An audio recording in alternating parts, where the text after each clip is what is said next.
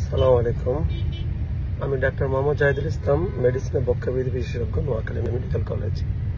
আপনাদের যাদের বর্তমান সময়ে জ্বর হচ্ছে বা ফ্যামিলি মেম্বাররা জ্বর নিয়ে আক্রান্ত, আপনারা কি খাবেন বা কি করবেন কিংবা কি করবেন না।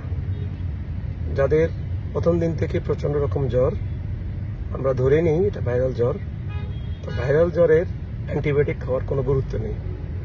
কেউ অ্যান্টিবায়োটিক খাবেন না, অন্তত 3 থেকে 5 দিন অপেক্ষা করবেন। কি করতে পারেন? আপনারা প্যারাসিটামল ট্যাবলেট 3 বেলা খেতে পারেন। নাপা-1 নামে পাওয়া যায়, রিসিট নামে পাওয়া যায়। এই ট্যাবলেটগুলো 1 গ্রাম করে পাওয়া যায়, 3 বেলা খেতে পারেন। আর অনেকের দেখবেন জ্বরের পরে প্রচন্ড মাথা ব্যথা করে। এটার কারণ হচ্ছে জ্বর হলে শরীর থেকে প্রচুর ঘাম হয়, ঘামের সাথে সাথে ফ্লুইড লস হয়, অর্থাৎ সোডিয়াম কমে যায়, তখন মাথা ব্যথা করে। এই জন্য প্রচুর পানি খাবেন।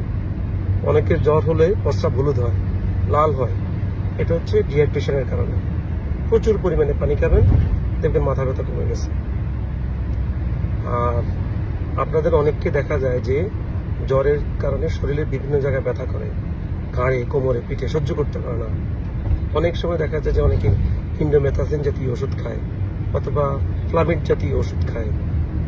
প্যারাসিটামল ছাড়া অন্য কোনো ব্যথার ওষুধ এসব জায়গায় খাওয়া যাবে না। কারণ আমরা জানি ভাইরাল জ্বরে, যে কোনো ভাইরাল জ্বরে প্লেটলেটের পরিমাণ কমে যায়, ডেঙ্গুতেও কমে যায়। এখন এসব ব্যথার ওষুধ খেলে কি হবে?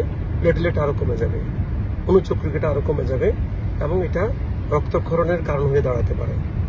সো আপনাদের যাদের জ্বর, আপনারা প্রচুর পানি খান, ডাবের পানি খান, ওর স্যালাইন খান, তাহলে দেখবেন আপনাদের কাছে ভালো লাগতেছে।